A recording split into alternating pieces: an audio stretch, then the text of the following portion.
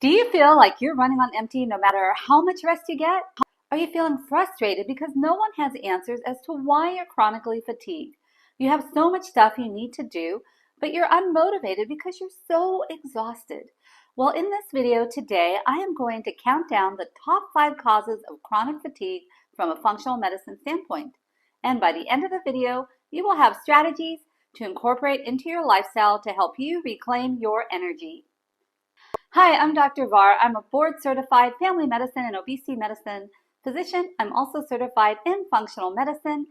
It is my mission to empower you and help you uncover the underlying root causes of your chronic symptoms and chronic medical conditions so that you can take steps to reach your optimal health. All right, let's dive in. We're counting down the top 5 causes of chronic fatigue from a functional medicine standpoint. Number 5 is sleep disturbance.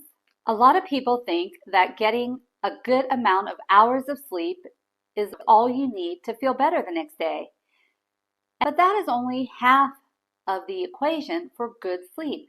Even if you are getting the optimal 7 to 9 hours, but if you wake up feeling groggy, then you may not be getting good quality sleep. Good quality sleep ensures that you are getting that deep, restorative sleep that you need for your body to repair itself and rebalance its hormones. If you don't, then you're going to feel sluggish the next day. There are many reasons for not getting good quality sleep, and here are 5 common ones. Number 1 is blue light exposure. When we use our devices within 1 hour of going to bed, our body gets confused because it thinks it's still daytime. When you are exposed to blue light, it lowers your hormone melatonin, and melatonin is what makes you sleepy. One strategy that you can do to get better sleep is to avoid blue light 1 hour before bed.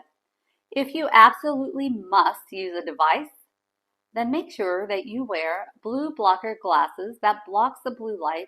Number 2 is stress. Stress can raise your cortisol. Now, cortisol interplays with melatonin. They have an inverse relationship. When cortisol goes up, it suppresses melatonin.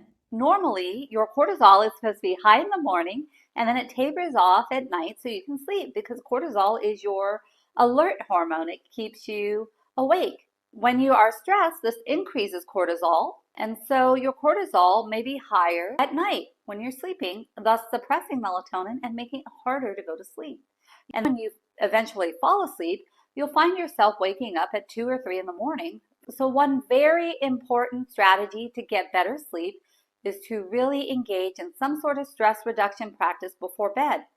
If you've had a nerve-wracking day, write it out in a journal. Get a brain dump going on and just dump all of that out on paper so it's not stuck in your brain before you go to bed. You also can do breath work.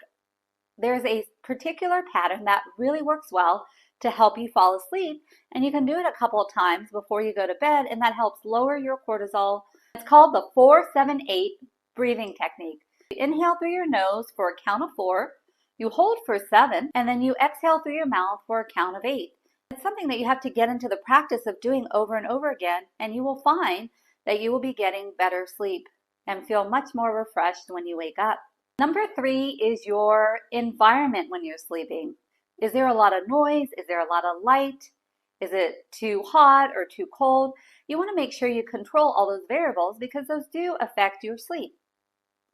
So the perfect temperature is 65 to 68 degrees Fahrenheit. You can get blackout curtains or wear an eye mask so that it's dark. Number 4 is you may have an underlying sleep disorder. Sleep apnea is one of the most common sleep disorders. Sometimes this is weight dependent, but sometimes it is not. Sometimes it is just the way your airway is that makes it more likely for you to stop breathing during the night when you're sleeping. And if you do have sleep apnea and it's untreated, what's happening is your brain is getting deprived of oxygen when you have these stop breathing or apnea episodes. And when your brain gets deprived of oxygen, that is a stress on the body, and that is going to make it harder for you to get quality sleep during the night. If you do have sleep apnea, it can increase your risk for developing insulin resistance and diabetes. It can also increase your risk for dementia. So definitely make sure that you get checked. And the less common cause of poor sleep is an inconsistent sleep schedule. If you find that you go to bed at different times and you wake up at different times, your body gets confused. It's best to try to go to bed at the same time every day, including on weekends, and try to wake up at the same time every day. Now that we have the sleep issue tucked away, let's move on to number 4, which is poor gut health. Think of your gut as the gateway of your body's energy supply. Everything that you eat has to get digested and broken down and absorbed so that your body can use your nutrients for energy. But if your gut health is poor, then digestion and absorption can be affected. Some common problems with the gut is digestive insufficiency, which means that you are not breaking down your foods into smaller components. You also could have issues with absorption. And a common finding that I see is something called intestinal permeability or leaky gut. And this is where you have defects in the intestinal lining that can trigger immune reactions because things that aren't supposed to get into the bloodstream do, and that sets off your immune system, and then that causes inflammation. If you have digestive issues or you have leaky gut, more likely you'll have an imbalanced microbiome. Everything plays off each other in the gut, so it's hard to tell which came first. But the important thing is that you do balance your microbiome because there are certain bacteria that will help increase your energy and actually help control your metabolism.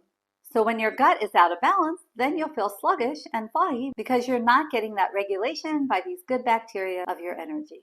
Now, I mentioned some nutrient deficiencies because of poor digestion and absorption, and a lot of these nutrients play a role in energy production.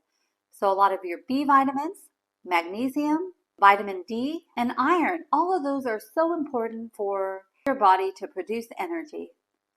So some steps that you can take to make sure your gut health is optimized is see a functional medicine provider and get a test that tells you about your gut health. In functional medicine, we have a 5R gut health protocol. In fact, if you would like, and if you're interested, check the description below because I have a link to my free gut health restoration guide. And this goes through each of the 5Rs and things that you need to do for each of these steps to optimize your gut health. You also can check out my 2-part video series on the 5R gut healing approach. So I talked about those vitamin deficiencies and how they're important for energy production. So this leads us into number 3, because these nutrients are very important for your mitochondria to produce energy. So number 3 is mitochondrial dysfunction. Mitochondria are like the power plants of your cells. They take your macronutrients, which are your proteins, your fats, and carbs, and they convert it into energy. There's a whole complex cycle that it uses to achieve this, and that cycle is very dependent on all of those nutrients and many more.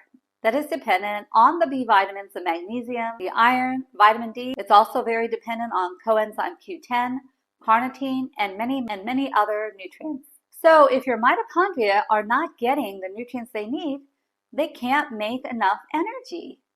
So you're going to feel sluggish overall. So it's really important that you nurture your mitochondria, and this alone can help you improve your energy. So what are some steps that you can do to help your mitochondria? Well, mitochondria, not only do they need those nutrients, they also can be fragile to other things that can damage it. So you want to reduce exposures to certain toxins. So these are pesticides, heavy metals, even pesticides in processed foods, mycotoxins, which are molds. Control your insulin resistance and your cortisol. You want to reduce your gut inflammation, as I mentioned, because that affects your digestion and absorption of the nutrients. And you also want to minimize your stress because stress can make your mitochondria less efficient.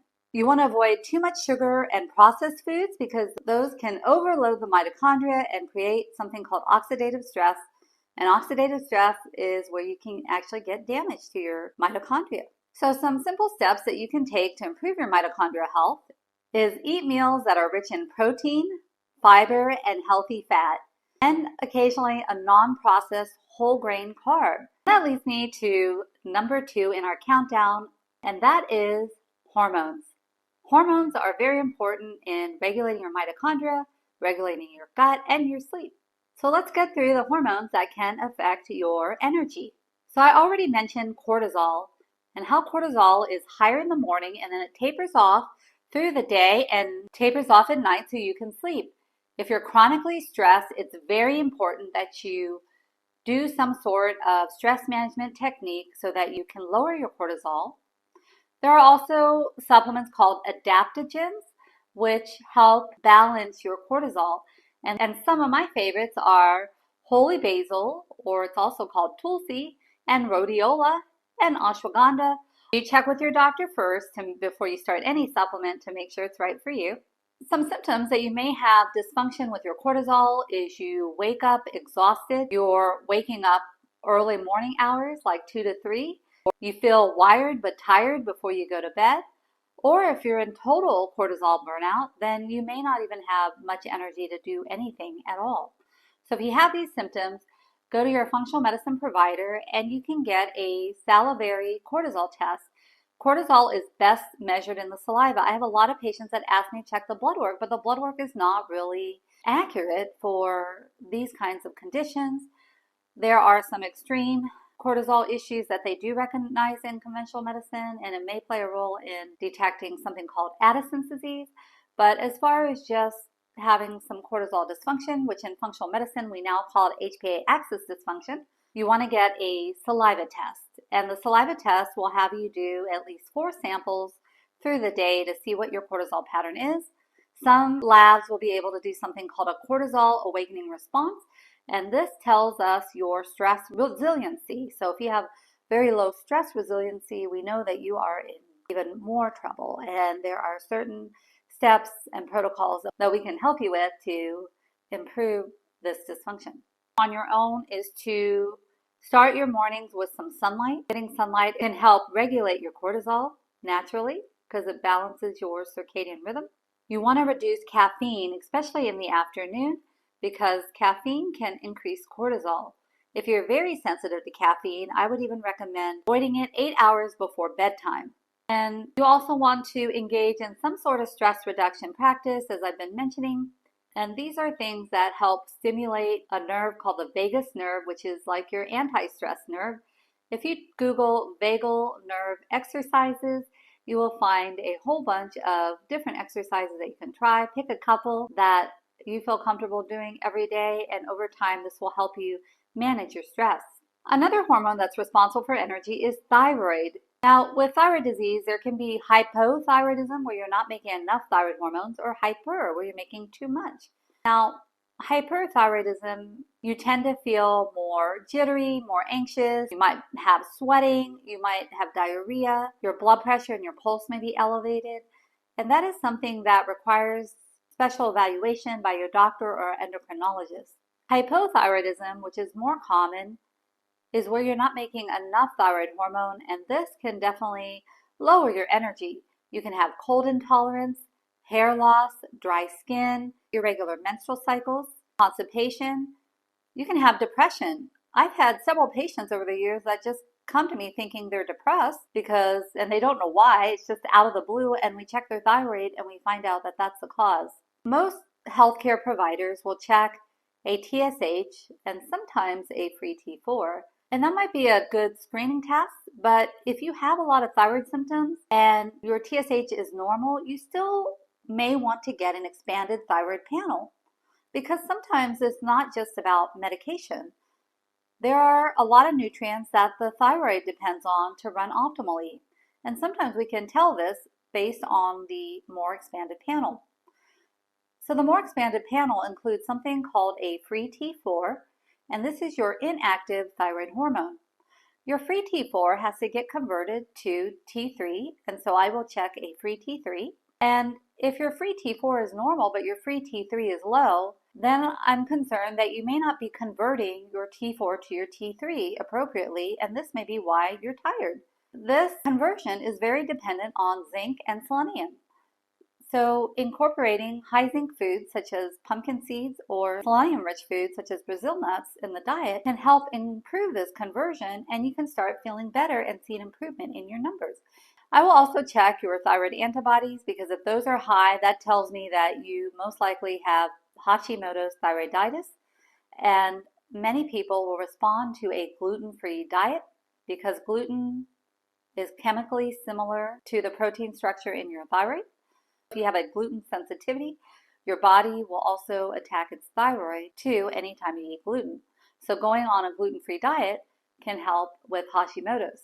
I will also check an RT3 and a total T3. This just helps give me further information about the conversion of your free T4 to your free T3. And then if you do have thyroid issues, I may check some further vitamin panels because your thyroid is dependent on iron, vitamin D, vitamin A, vitamin E, zinc, selenium, and so many more.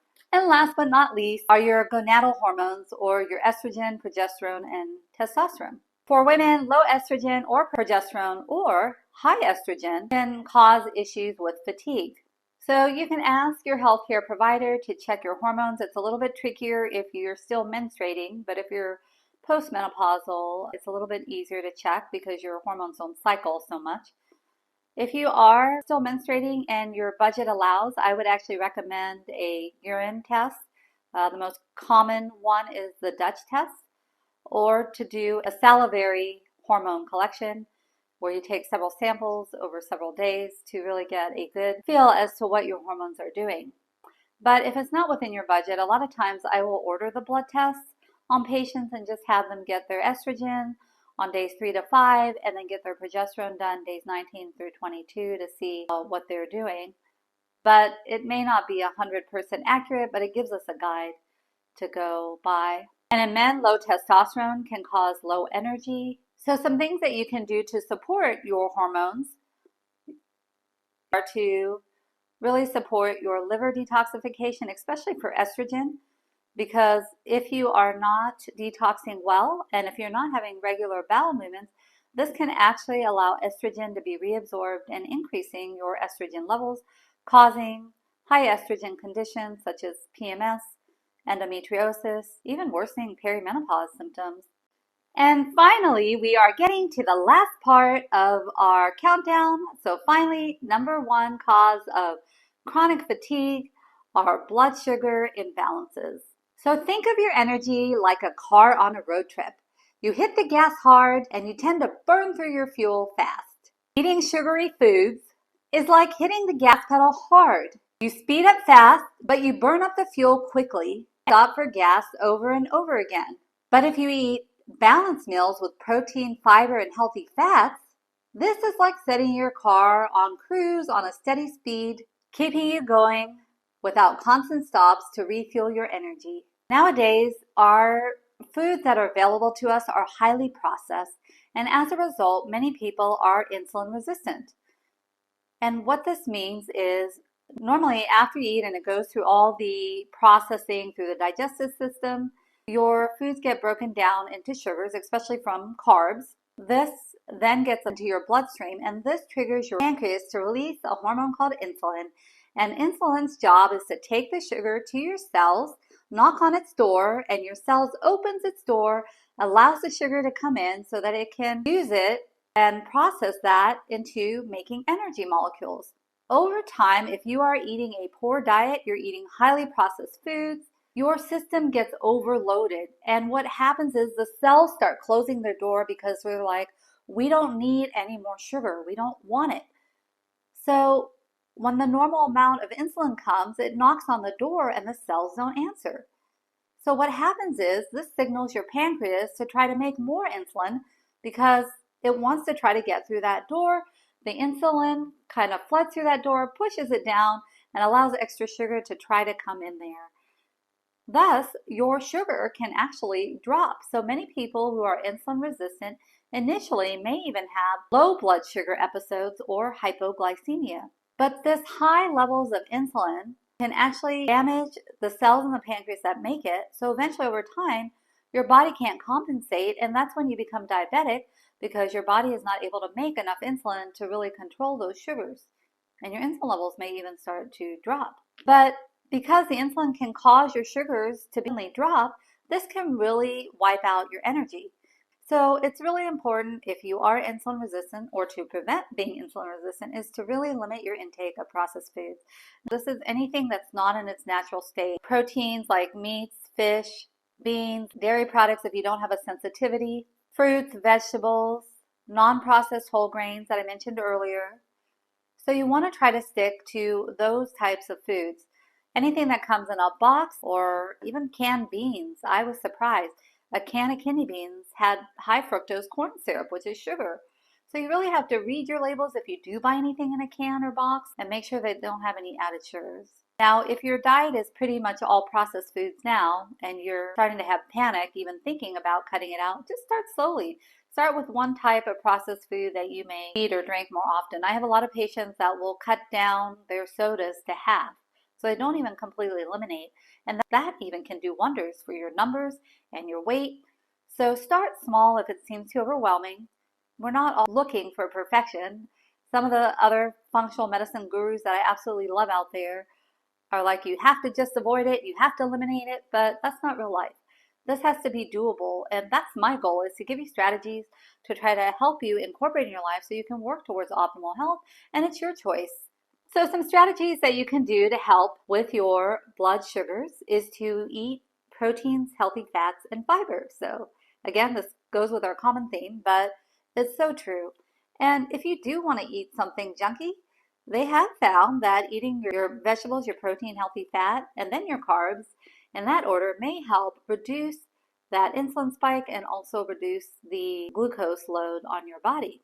If you are insulin resistant, if your doctor has determined that, then you could try time restricted feeding, where you will have a window of eating for like 12 hours and then you will not eat for 12 hours. So basically people might eat breakfast at 7 and finish eating their evening meal by 7 p.m. And if you can do that, then you can stretch out to 14 and then even 16-hour window of fasting. Now, if you are a woman who is still cycling, I wouldn't advise intermittent fasting during the first 14 days of your cycle, with the first day being the first day that you start your cycle, because that can actually be more of a stress on your body and impact your hormones. But the second half of the cycle, the second 2 weeks, you can intermittent fast. And tests that you can get done by your healthcare provider to know if you are insulin resistant is getting a fasting insulin, or if you have a Quest lab, I like their insulin resistance score because it will also tell us what your C-peptide is. And C-peptide, if it's normal or higher, it means that your pancreas is still able to make insulin. Your doctor can also calculate something called a HOMA, HOMA-IR score from your insulin and your glucose. There are calculators that you just plug in the numbers and it'll calculate your score. So I hope this video was helpful, and if you're tired all the time, it may not be in your head. These are just the most common causes. There are other causes that can be more serious. If you are chronically fatigued, it's very important that you get checked out by your doctor. If you like this video, please hit the thumbs up. Don't forget to subscribe so you can get more functional medicines tips. And don't forget to check out the description below for my 5R Gut Health Restoration Guide. Until next time, have a fantastic day.